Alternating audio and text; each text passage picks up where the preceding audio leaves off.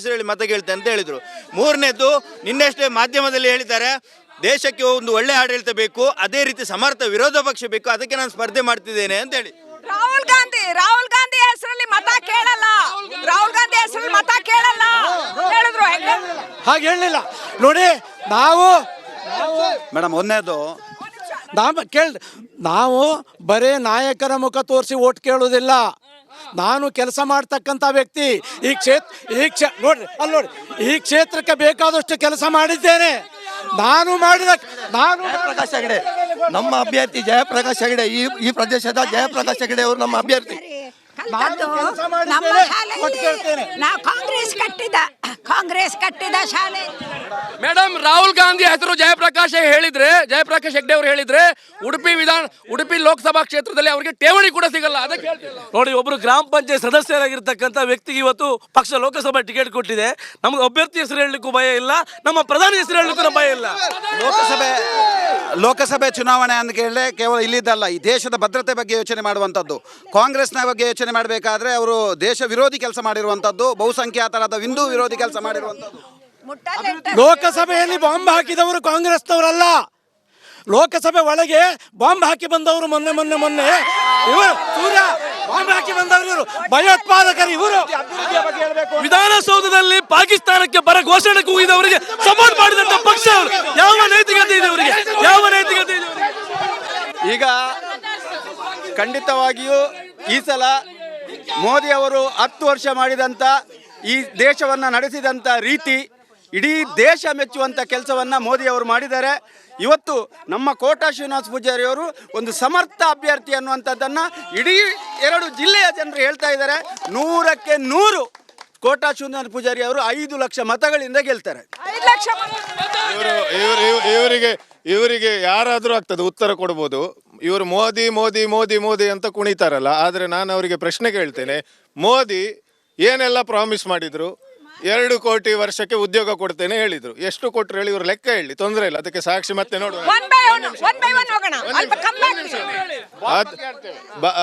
ಎಲ್ಲ ಕಾಂಗ್ರೆಸ್ನವರು, ಸೋನಿಯಾ ಗಾಂಧಿ ಅವರು ಮತ್ತೆ ಎಲ್ಲರೂ ಸೇರಿ 5 ಲಕ್ಷ ಕೋಟಿ ರೂಪಾಯಿ ಕಪ್ಪು ಹಣವನ್ನು ಸ್ವಿಸ್ ಬ್ಯಾಂಕ್ ಅಲ್ಲಿ ಇಟ್ಟಿದ್ದಾರೆ ಹೇಳಿ. 1 ರೂಪಾಯಿ ತರಲಿಲ್ಲ. ಸ್ವಿಸ್ ಬ್ಯಾಂಕ್ ಇಂದ ಕಪ್ಪು ಹಣ, ಸ್ವಿಸ್ ಬ್ಯಾಂಕ್ ಇಂದ ದುಡ್ಡು ತರಲಿಲ್ಲ. ಮೋದಿ ಅವರು ಉದ್ಯೋಗ ಸೃಷ್ಟಿ ಮಾಡಲಿಲ್ಲ. ಬರೀ ಮೋದಿ ಅಂತೀರಾ ನೀವು? ಆರೋಪ ಕಾಂಗ್ರೆಸ್. ಮೋದಿ ಜಗತ್ತು ಮೆಚ್ಚಿದ ನಾಯಕ. ನಾವು ಉಡುಪಿಯಿಂದ ಮೋದಿ ಹೇಳೋ ಇಡೀ ವರ್ಲ್ಡ್ ಹೇಳ್ತಾ ಇದೆ. ರಾಹುಲ್ ಗಾಂಧಿ ಇವ್ರ ನಾಯಕನ ಅಂತ ಇವ್ರು ಒಪ್ಕೊಳ್ಳಿ. ಇವರಿಗೆ ರಾಹುಲ್ ಗಾಂಧಿ ಹೆಸರಲ್ಲಿ ಓಟ್ ಕೇಳುವ ನೈತಿಕ ಹಕ್ಕಿಲ್ಲ. ಇವ್ರ ಅಧ್ಯಕ್ಷ ಏನ್ರಿ? ರಾಷ್ಟ್ರೀಯ ನಾಯಕ ಯಾರು ಇವ್ರದ್ದು? ಇವ್ರದ್ದು ಪ್ರಧಾನಮಂತ್ರಿ ಅಭ್ಯರ್ಥಿ ಯಾರು? ಹಿಂದುತ್ವದ ಹೆಸರಲ್ಲಿ ಅಧಿಕಾರಕ್ಕೆ ಬಂದವರು ಪರಶುರಾಮನ ಮೂರ್ತಿಯ ಮುಂಡ ಕತ್ತರಿಸಿ ಬಿಸಾಡಿದ ಇವರು. ಪರಶುರಾಮನ ಮೂರ್ತಿಯನ್ನು ರುಂಡ ಕಟ್ ಮಾಡಿ ಬಿಸಾಕಿದ್ರಿ. ಮೇಡಮ್, ಪರಶುರಾಮನ ಮೂರ್ತಿಯನ್ನ ಏನಾದ್ರೂ ಅದರಲ್ಲಿ ಅಕ್ರಮ ಆಗಿದ್ರೆ ಇವರದ್ದೇ ರಾಜ್ಯ ಸರ್ಕಾರ ಇದೆ, ಅದನ್ನು ತನಿಖೆ ಮಾಡಿ ಅಂತ ಅಲ್ಲಿ ಸ್ಥಳೀಯ ಶಾಸಕರು ಹೇಳಿದ್ದಾರೆ. ನಾವು ಹೇಳ್ತಿದ್ದೇವೆ. ಈಗ ಅದನ್ನು ಅರ್ಧದಲ್ಲಿ ನಿಲ್ಲಿಸಿದವರು ಕಾಂಗ್ರೆಸ್ ಸರ್ಕಾರ. ಪರಶುರಾಮನಿಗೆ ಅವಮಾನ ನೋಡಿ, ಪರಶುರಾಮನ ಮೂರ್ತಿ ತನಿಖೆ ಮಾಡಿ ನಾವು COT ಕೊಟ್ಟಿದ್ದೇವೆ, ನಮ್ಮ CM ಸಾಹೇಬರು ಕೊಟ್ಟಿದ್ದಾರೆ. ಆದ್ರೆ ಕಂಚಿನ ಮೂರ್ತಿ ಮಾಡಿದ್ದನ್ನು ಹೇಳಿದ್ದು ಯಾರು? ಇವ್ರ ಶಾಸಕ, ಇವ್ರ ಎಕ್ಸ್ ಮಿನಿಸ್ಟರ್ ಸುನಿಲ್ ಕುಮಾರ್ ಹೇಳಿದ್ದು. ಮೇಡಮ್ ನೋಡಿ, ಈಗಾಗಲೇ ಸುನಿಲ್ ಕುಮಾರ್ ಹೇಳಿದ್ದಾರೆ, ಇವರದೇ ಕಾಂಗ್ರೆಸ್ ಸರ್ಕಾರ ಇದೆ, 1 ರೂಪಾಯಿ ಅಕ್ರಮ ಎಸಗಿದ್ರು, ಅವರನ್ನ ಜೈಲಿಗೆ ಹಾಕಿ ಅಂತ ಹೇಳಿದ್ದಾರೆ. ಇವರು ಉತ್ತರ ಕೊಡಲಿಲ್ಲ.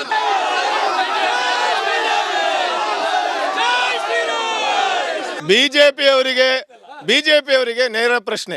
ಅವರು ಏನು ಅರ್ಚಾಡ್ಲಿ ಕಿರ್ಚಾಡ್ಲಿ, ಪ್ರಶ್ನೆಗೆ ಉತ್ತರ ಕೊಡ್ಲಿ. ಆಗ ಕೇಳಿದ ಕೊಡ್ಲಿಲ್ಲ, ಈಗ ಒಂದು ನೇರ ಪ್ರಶ್ನೆ ಆಯ್ತದೆ. ಈಗ 6,000 ಕೋಟಿ ರೂಪಾಯಿ ಏನು ಅವರಿಗೆ ಚುನಾವಣಾ ಬಾಂಡ್ ಮುಖಾಂತರ ಬಂದಿದೆ, ಅದು ಯಾರ್ಯಾರು ಕೊಟ್ಟಿದ್ದಾರಲ್ಲ ಅದರಲ್ಲಿ ಬಹುತೇಕ ಎಲ್ರಿಗೂ ಕೂಡ ಕಾಂಟ್ರಾಕ್ಟ್ ಕೊಟ್ಟಿದ್ದಾರೆ. ಬಹುತೇಕ ಎಲ್ರಿಗೂ ಕೂಡ CBI ನೋಟಿಸ್ ಇತ್ತು, IT ನೋಟಿಸ್ ಇತ್ತು, ED ನೋಟಿಸ್ ಇತ್ತು, ಆಮೇಲೆ ತನಿಖೆ ಆಗಲಿಲ್ಲ. ಹಾಗಾಗಿ ಚುನಾವಣಾ ಬಾಂಡ್ ತಗೊಂಡದಕ್ಕೆ ನಮಗೆ ಬೇಜಾರಿಲ್ಲ. ಅದನ್ನು ಗುಟ್ಟಿನಲ್ಲಿ ಯಾಕೆ ಇಟ್ಟದು? 1 ನಿಮಿಷ ಅಣ್ಣ, ಗುಟ್ಟಿನಲ್ಲಿ ಯಾಕೆ ಇಟ್ಟದು? ಸುಪ್ರೀಂ ಕೋರ್ಟ್ ಚೀಮಾರಿ ಹಾಕುವ ತನಕ, ಸುಪ್ರೀಂ ಕೋರ್ಟ್ ಚೀಮಾರಿ ಹಾಕುವ ರಾಘವೇಂದ್ರ ಕಿಣಿಯರ ಹತ್ರ ಕೇಳಿ. ಸುಪ್ರೀಂ ಕೋರ್ಟ್ ಚೀಮಾರಿ ಹಾಕುವ ತನಕ ಗುಟ್ಟಿನಲ್ಲಿ ಯಾಕೆ ಇಟ್ಟದು? ಸುಪ್ರೀಂ ಕೋರ್ಟ್ ಹೇಳಿದ ನಂತರ ಕೂಡ SBI ಅವರು ಟೈಮ್ ಯಾಕೆ ಕೇಳಿದ್ರು? ಚುನಾವಣಾ ಬಾಂಡ್ ಅಂತ ಹೇಳುವಂಥದ್ದು ಪಾರದರ್ಶಕವಾಗಿ ಸಾರ್ವಜನಿಕ ದಾಖಲೆ. ಇವರ ಹಾಗೆ ಬ್ಲ್ಯಾಕ್ ಮನಿ ಅಲ್ಲ ಅದು.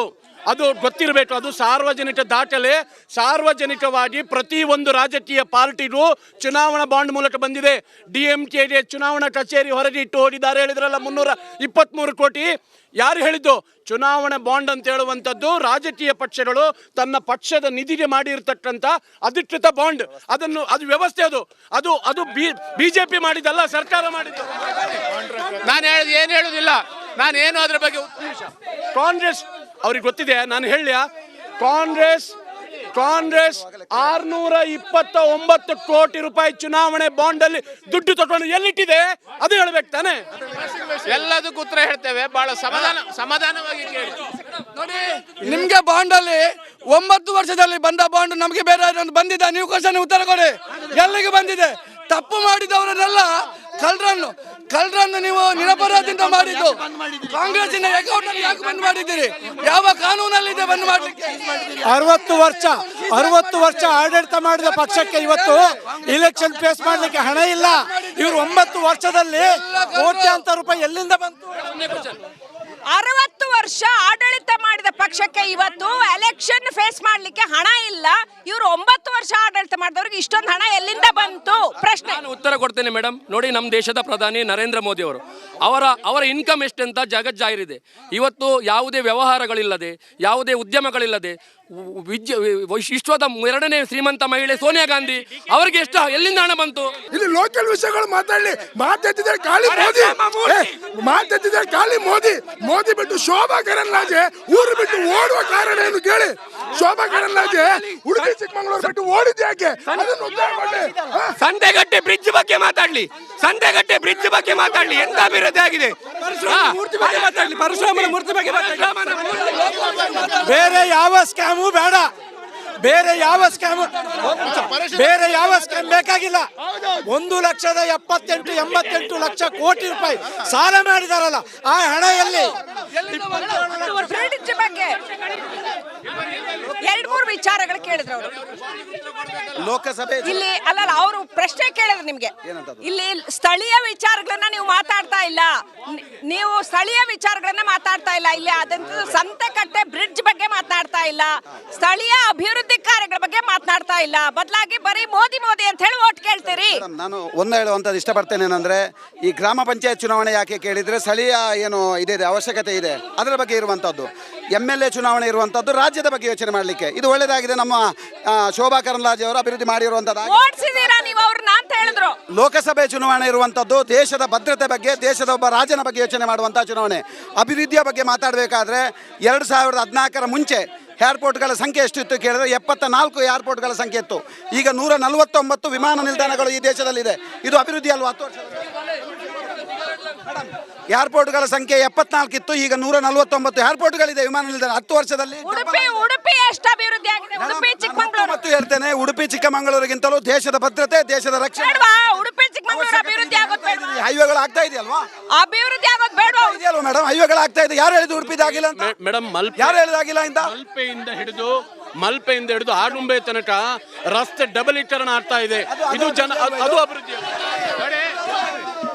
ನೋಡಿ, ಬಹಳ ನಮ್ಗೆ ಗೊತ್ತು, BJP ಅವರಿಗೆ ಸುಳ್ಳೇ ಮನೆ ದೇವರು ಅನ್ನೋದು ನಮ್ಗೆ ಗೊತ್ತು. ಅದಕ್ಕೊಂದು 2 ಸುಳ್ಳುಗಳನ್ನ ಹೇಳಿದ್ರು ಇರಲಿ. ಅವ್ರ ಮನೆ ದೇವರೇ ಸುಳ್ಳು ಆದ್ರೆ ನಾನು ಅದ್ರ ಬಗ್ಗೆ ಏನು ಹೇಳಲಿಕ್ಕೆ ಹೋಗುದಿಲ್ಲ. ಆದರೆ ಇವತ್ತು ನೆನ್ಪಿಟ್ಕೊಳ್ಳಿ, ಲೋಕಸಭೆಯಲ್ಲಿ ಸಂಸತ್ತಿನ ಒಳಗೆ ಬಾಂಬ್ ಸ್ಫೋಟನೆ ಮಾಡಿದವರು ಯಾರು? ಸಕ್ಕರೆ ಕಾರ್ಖಾನೆ ಎಲ್ಲೋಯ್ತು ಕೇಳಿ. ಸಕ್ಕರೆ ಕಾರ್ಖಾನೆಯನ್ನು ಸ್ಕ್ರಾಪ್ ಮಾಡಿ ಮಾರಿದ್ದಾರೆ. ಸಕ್ಕರೆ ಕಾರ್ಖಾನೆಯನ್ನು ಸ್ಕ್ರಾಪ್ ಮಾಡಿ ಮಾರಿದ್ದಾರೆ.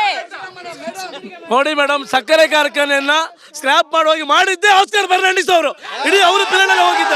ಮತ್ತೆ ಆಸ್ಕರ್ ಫರ್ನಾಂಡಿಸ್ ಅವರು ಯಾರಿಗೆ ಹೇಳುದು? ಇವರು ಯಾರಿಗೆ ಹೇಳುದು? 40 ವರ್ಷ ಕಾಂಗ್ರೆಸ್ ಇತ್ತು, ಯಾರು ಮಾಡಿದ್ದು? ಇಡೀ ಸಕ್ಕರೆ ಕಾರ್ಖಾನೆ ಮುಳುಗಿ ನಂಗೆ ನಮ್ಮ ನಿರ್ಣಯ ಮಾಡಿದ್ದೆ ಕಾಂಗ್ರೆಸ್. ಮಾತಾಡ್ಲಿಕ್ಕೆ ನೈತಿಕತೆ ಇಲ್ಲ ಅವರಿಗೆ, ನೈತಿಕತೆ ಇಲ್ಲ ಮಾತಾಡ್ಲಿಕ್ಕೆ. ಅದು ಮಾತಾಡ್ಲಿಕ್ಕೆ ನೈತಿಕತೆ ಇಲ್ಲ. ಅವ್ರು ಎಲ್ಲ ಮಾಡಿದ್ದು. ಕ್ಯಾಂಡಿಡೇಟ್ ಬಗ್ಗೆ ಮಾತಾಡೋದು ಬೇಡವಾ? ನಮ್ಮ ಕ್ಯಾಂಡಿಡೇಟ್ ಬಗ್ಗೆ ಮಾತಾಡೋದು ಬೇಡ? ಅವರು ನೋಡಿ, ಮುಜರಾಯಿ ಇಲಾಖೆ ಇದ್ದಾಗ ಇಡೀ ಉಡುಪಿ ಈ ಭಾಗದ ದಕ್ಷಿಣ ಕನ್ನಡದ ಎಲ್ಲ ದೇವಸ್ಥಾನಗಳನ್ನ ಅಭಿವೃದ್ಧಿ ಮಾಡಿದ್ದಾರೆ. ಇಲ್ಲಿ ಎಲ್ಲ ದೇವಸ್ಥಾನಗಳನ್ನು ಅಭಿವೃದ್ಧಿ ಮಾಡಿ ಅನುದಾನವನ್ನು ಕೊಟ್ಟವರು ಕೋಟಾ ಶ್ರೀನಿವಾಸ ಪೂಜಾರಿ ಅವರು. ಮಾತಾಡಕ್ ಹೋದ್ರೆ ಜನಗಳು ಸಿಕ್ಕಾಪಟ್ಟೆ ಎಮೋಷನಲ್ ಆಗ್ತಾ ಇದ್ದಾರೆ. Law and order problem create ಮಾಡಬಾರ್ದು ಅನ್ನೋ ದೃಷ್ಟಿಯಿಂದ ಈ ಕಾರ್ಯಕ್ರಮವನ್ನ ಇಲ್ಲೇ ನಾವು ಕ್ಲೋಸ್ ಮಾಡ್ತಾ ಇದ್ದೇವೆ. ನೋಡ್ತಾ ಇರಿ ರಿಪಬ್ಲಿಕ್ ಕನ್ನಡ. ಇದು